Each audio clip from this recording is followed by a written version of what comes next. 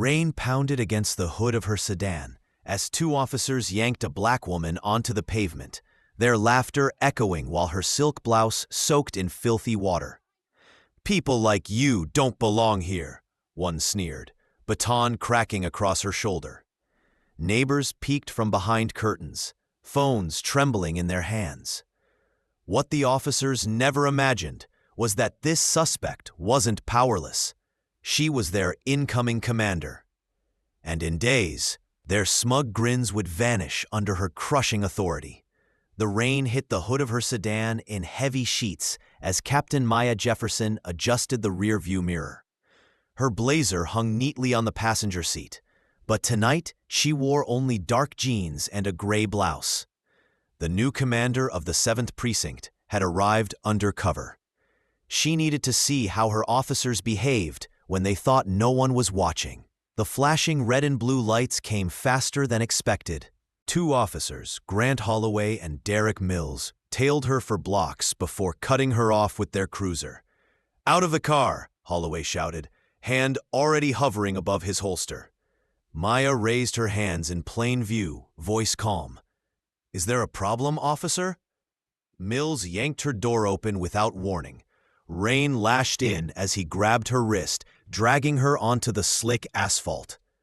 "Driving through this neighborhood in a black sedan? Suspicious enough for me." Her leather purse fell, spilling contents. A silver ring glinted in the headlights, a National Academy insignia. Neither man cared. Holloway shoved her against the car, baton slamming her shoulder with a sickening crack. Phones lifted from nearby porches. Curtains twitched. No one stepped forward. "Hands behind your back," Mills barked. Cold cuffs bit into her wrists, cinched deliberately too tight. The water rose around her knees as they forced her down into the gutter. "I'm complying," Maya said steadily. "My ID is right there." Holloway kicked her wallet beneath the cruiser. "We'll get to that when we feel like it." She memorized everything. Badge numbers, time, language, their smirks. Every violation logged silently behind her calm eyes. Hours later, soaked and bruised, she sat chained to a bench inside the precinct. Officers strolled past, some amused, others indifferent. The booking officer barely glanced at her as he typed. "Name?" "Maya Jefferson," she said, voice even. His head lifted briefly, suspicion flickering. "Expensive hotel for someone casing houses." "I wasn't casing anything. I'd like my call." "You'll wait," he muttered. Another violation, another note in her mental ledger. It was nearly 2 a.m. when she finally placed her call. Not to a lawyer, to the commissioner. "The sunset audit has begun ahead of schedule," she said in their agreed code. "Multiple failures already documented." By dawn, she was released with no charges, no apology. Just a plastic bag with her belongings, and bruises already blooming purple on her wrists. Back in her hotel, she photographed everything. Injuries, damp clothing, the baton mark. She compared them to buried reports on Holloway and Mills. 6 complaints in 2 years, all mysteriously dismissed. She found Sergeant Walton's signature on every closure. The next afternoon, the entire precinct assembled for a change of command ceremony. The retiring captain had been eased out, but the reason wasn't yet clear. Officers lined up in pressed uniforms, some still joking about the suspect they roughed up the night before. Then the doors opened. Commissioner Hayes entered, his tone solemn. "Effective immediately, your new commanding officer will lead the 7th into a new era of accountability." Every head turned as Captain Maya Jefferson walked in, full dress uniform immaculate, medals gleaming. Holloway and Mills froze in the back row, color draining from their faces. Walton's jaw slackened. Maya took the podium, her posture sharp, her voice steady. "Policing is about trust. Without it, a badge is nothing but metal. Starting today, every officer will follow new protocols, mandatory body cameras, de-escalation training, and strict oversight. No exceptions." Her eyes swept the room, landing squarely on Holloway, Mills, and Walton. Those unwilling to adapt will not remain. She snapped her portfolio shut. Holloway, Mills, Walton, my office, now. Officer Ramirez, you too.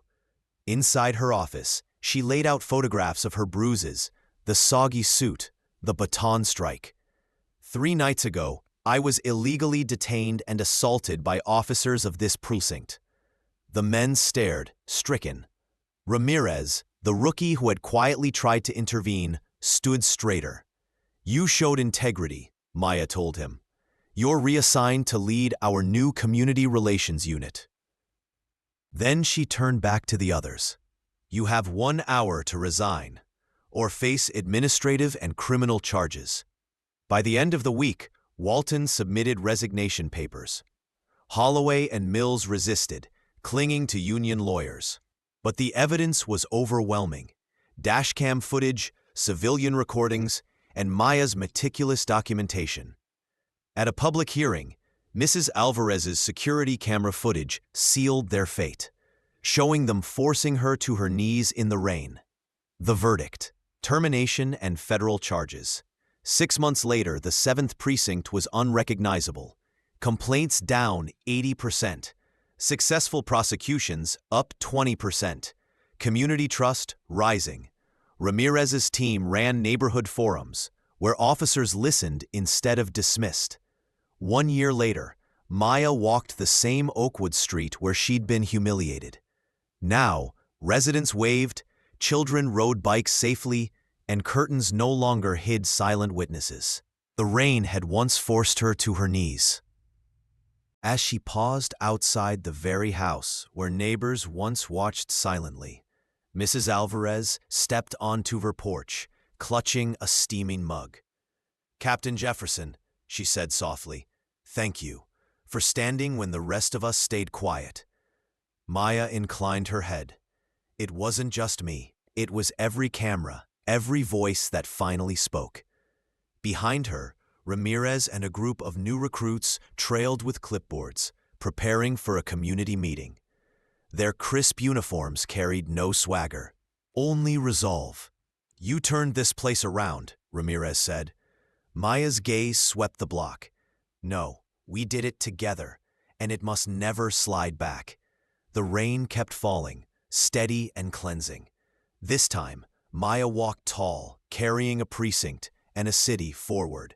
If this story gripped you, don't stay silent. Raise your voice for justice.